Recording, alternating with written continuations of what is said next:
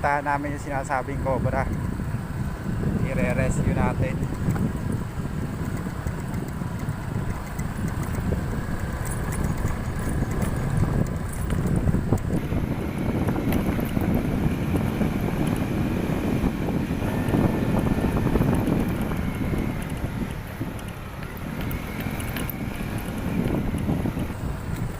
Puntahan natin mismong kano yun, mismo area ng mga cobra yun. Madami din eh. Laging namamatay yung mga manok nila eh, kagat ng cobra.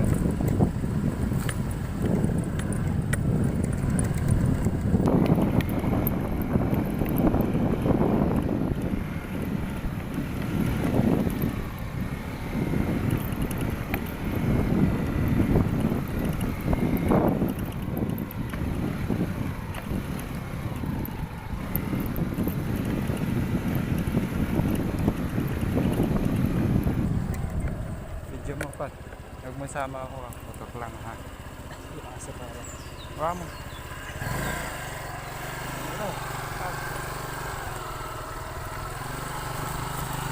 Ay, dad.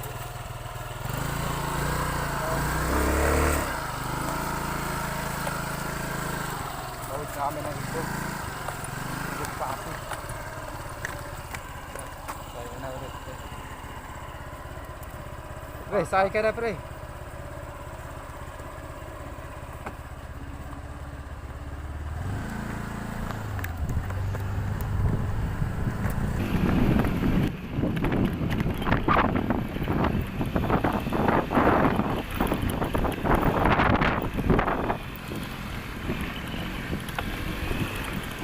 Kanina lang tinawag sa amin yung cobra eh. So malaki daw, titignan natin. So guys, andito na tayo sa bahay.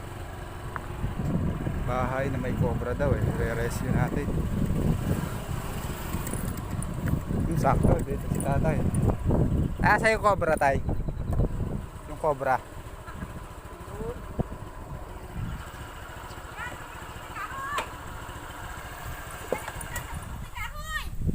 Sa kahoy? Andito pa? Diyan pa. Ito pa may nagbabantay.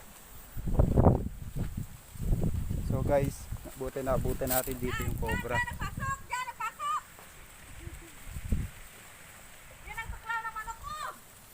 Ayan guys, so, cobra. Lagyan natin ng flash.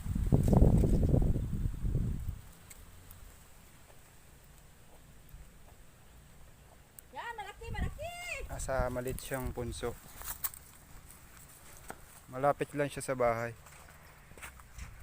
Kukuha tayo ng panghukay ngayon para kunin natin yung cobra kaysa mapatay nila tatay.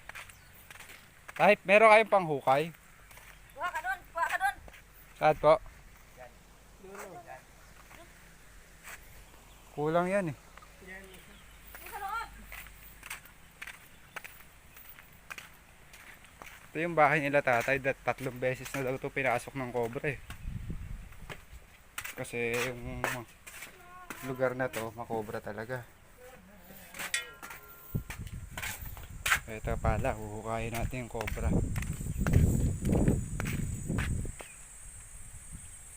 Ayan yung paligid.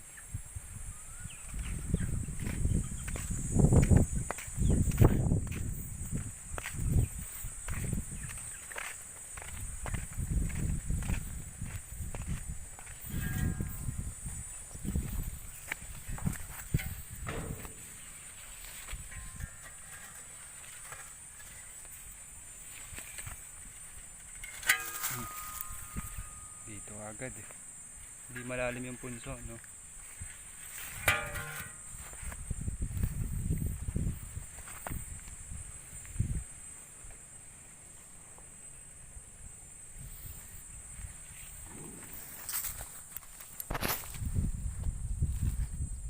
Makita ba? Makita ba? Oh, nay, nasa bukaan na lang. Kuha tayong panungkit. Yan nagkagat ng manok ko. Agat yung manok mo? Oh. Walang panungkit. Kahawak ka mo. Yan ang nasagat ng manok ko.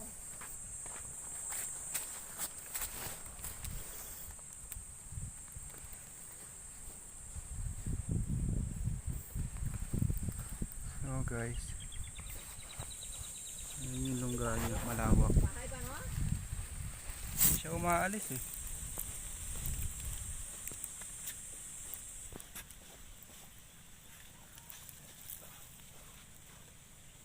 Buti na dala mo yan ang panghuli mo. Yun. Pang ipit mo na dala mo.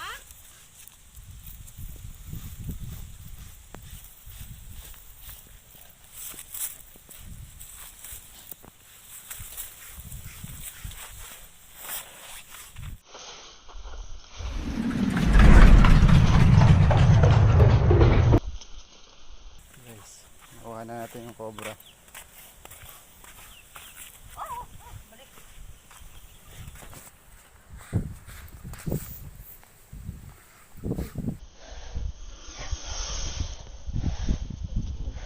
Tapang niya. Bro, kuha ang lalagyan. Lagay natin to sa lalagyan. Tapos release natin na sa malayo.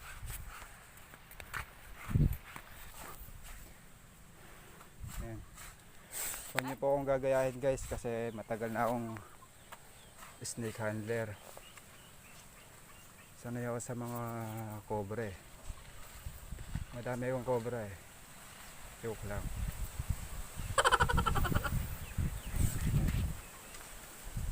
Katakot. Alis to, alis.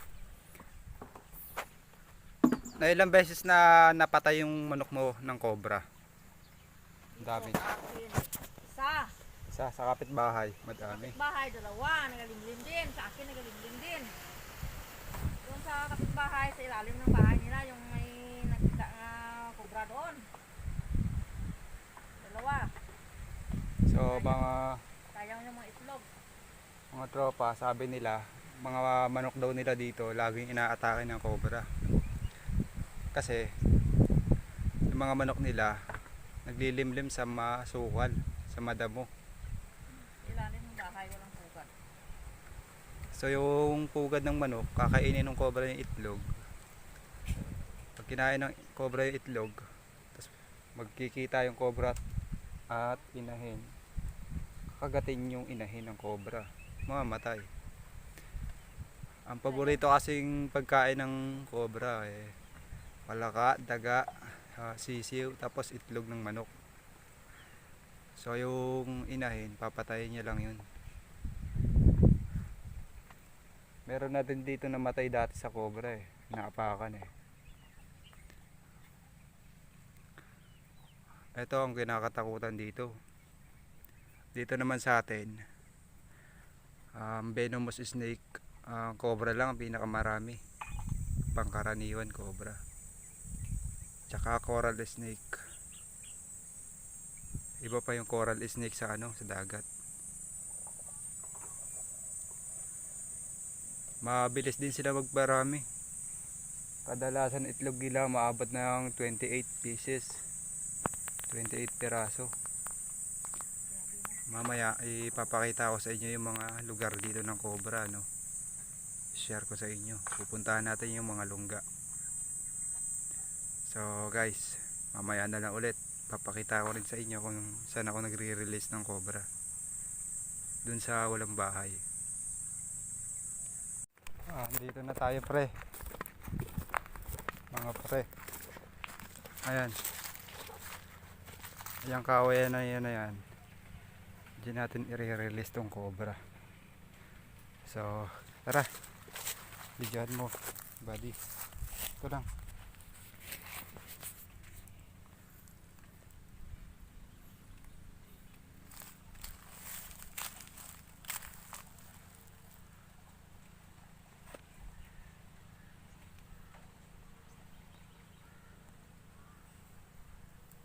Baka may makakita sa atin.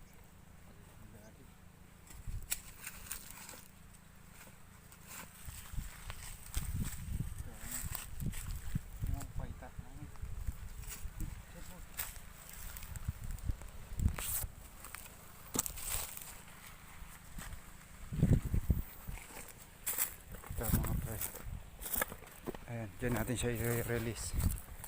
Hagis na lang siguro natin siya.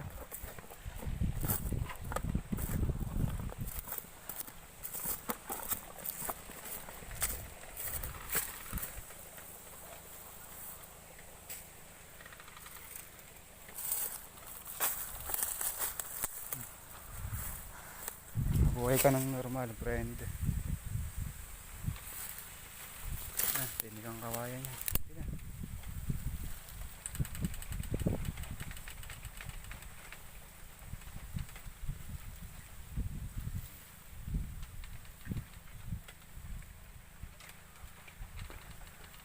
Wala na siya. Dito, safe siya. Kasi hindi siya pinapasok ng mga tao. May kumukuha ng kawayan dyan, pero hindi naman ano. Malaking kawayan na yan eh. Malawak pa yun eh.